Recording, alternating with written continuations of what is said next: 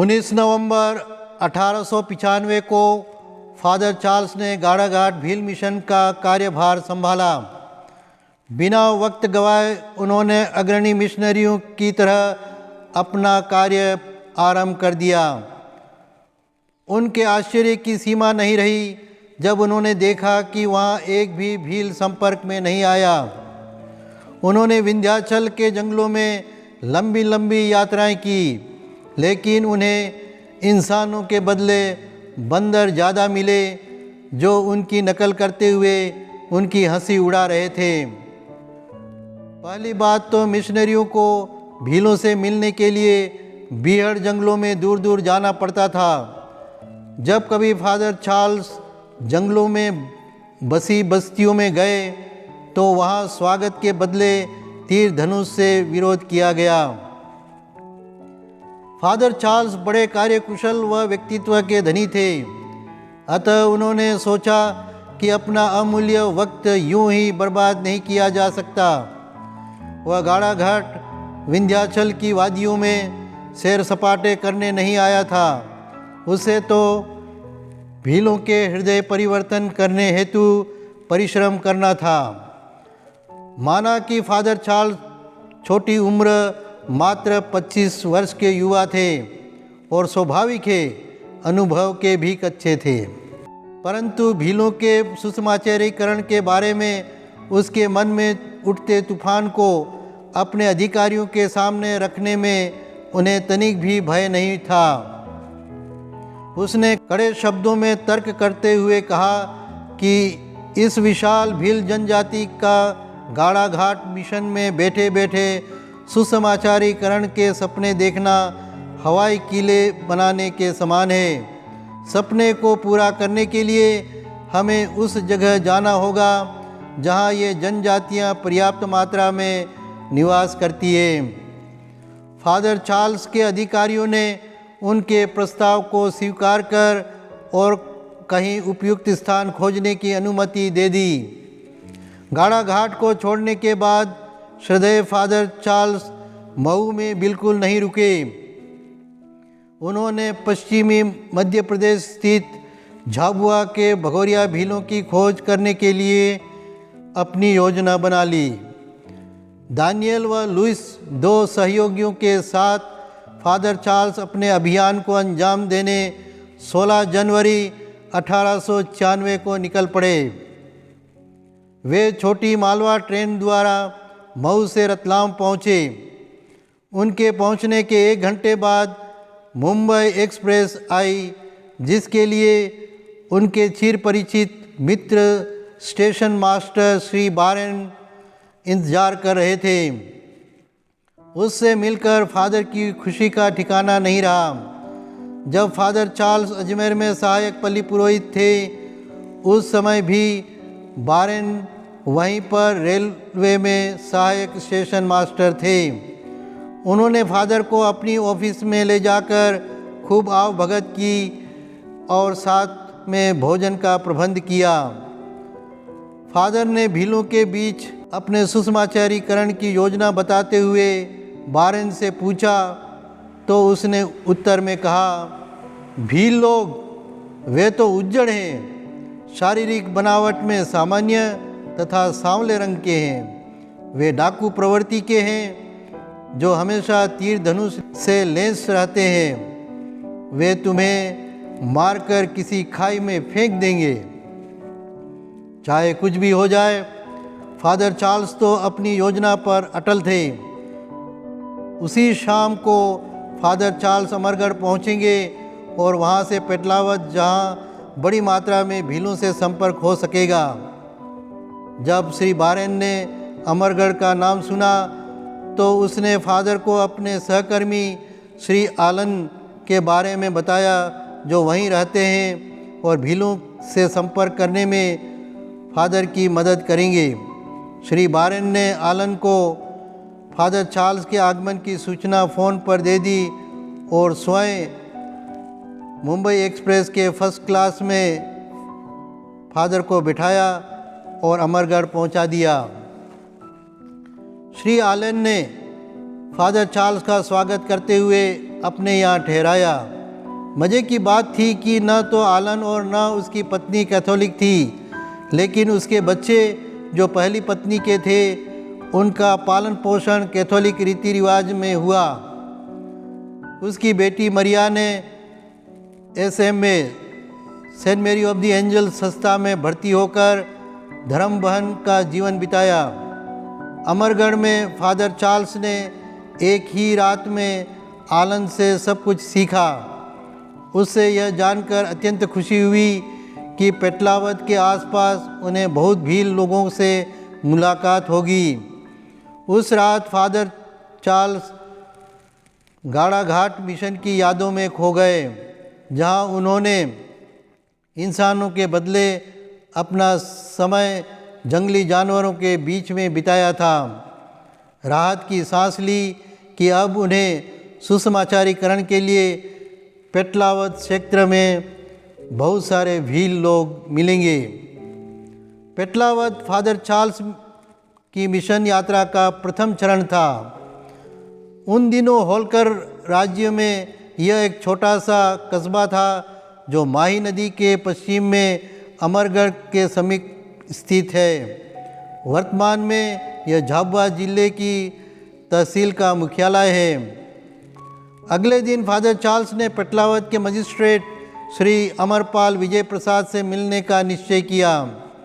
जब father Charles उनके निवास पर पहुंचे तो मजिस्ट्रेट ने बड़े आवभगत के साथ उनका स्वागत किया। श्री अमरपाल विजय प्रसाद ठाकुर घराने के एक अनुभवी प्रशासक थे। उनकी प्रारंभिक शिक्षा दिल्ली कॉलेज इंदौर तथा उच्च शिक्षा इलाहाबाद यूनिवर्सिटी में हुई थी। फादर चार्ल्स ने अपने परिचय में कहा कि वे एक ख्रिस्तीय साधु एवं चिकित्सक हैं जो गरीब भीलों की सेवा करना चाहते हैं। मजिस्ट्रेट ने बड़ी खुशी से उन्हें अनुमति दे दी, जो इस इलाके में ठाकुर साहब के नाम से जाने जाते थे। यथा राजा तथा प्रजा वाली कहावत को चरितार्थ करते हुए जब अनुमति स्वयं ठाकुर साहब से मिल गई तो फादर चार्ल्स के हौसले बुलंद हो गए।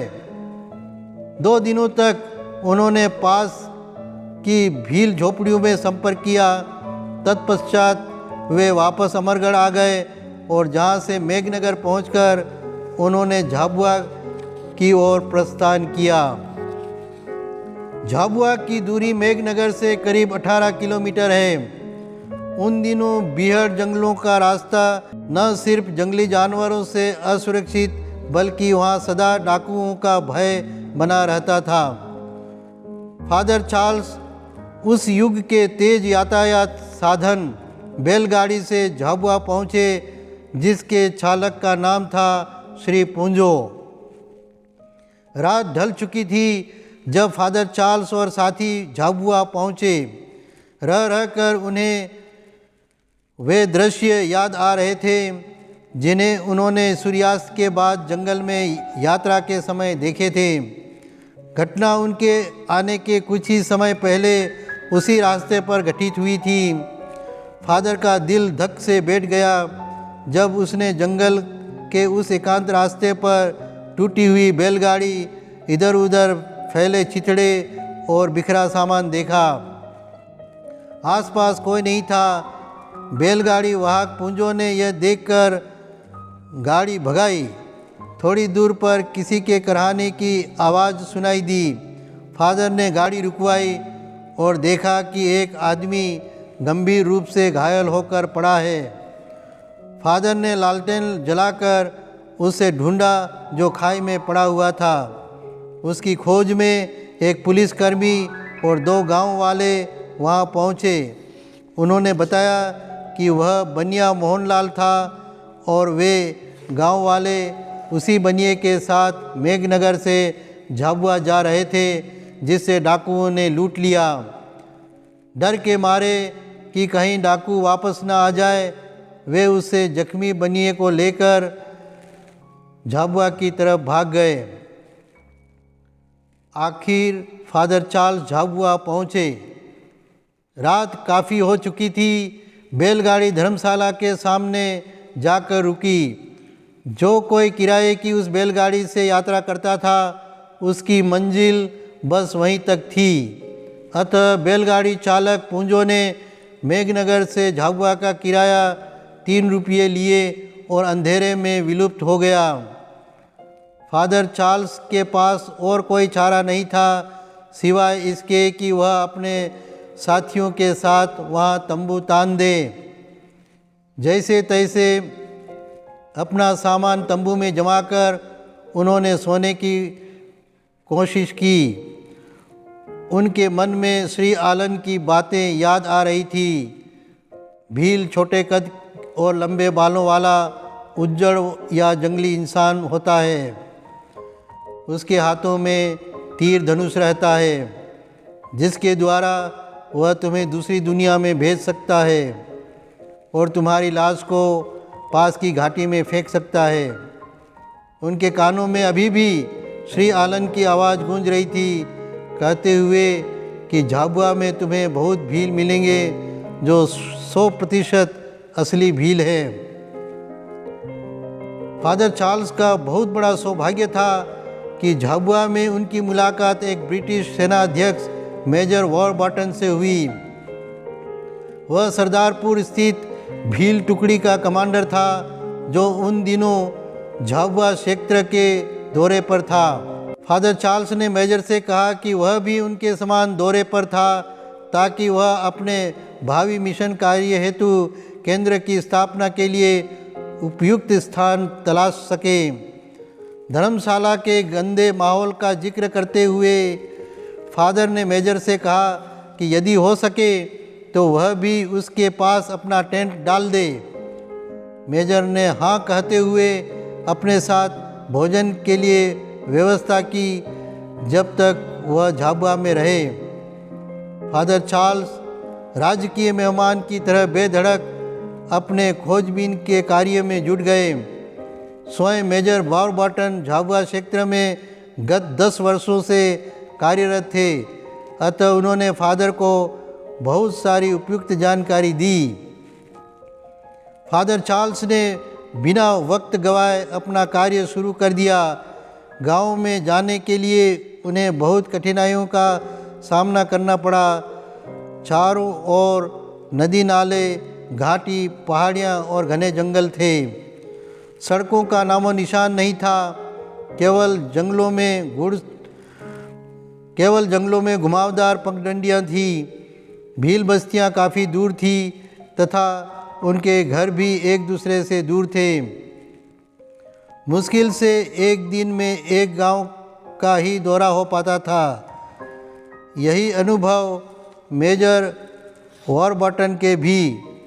उसने फादर को सुझाव दिया कि वे थानला क्षेत्र का भी भ्रमण करें जो झाबुआ से करीब 30 किलोमीटर उत्तर में स्थित है।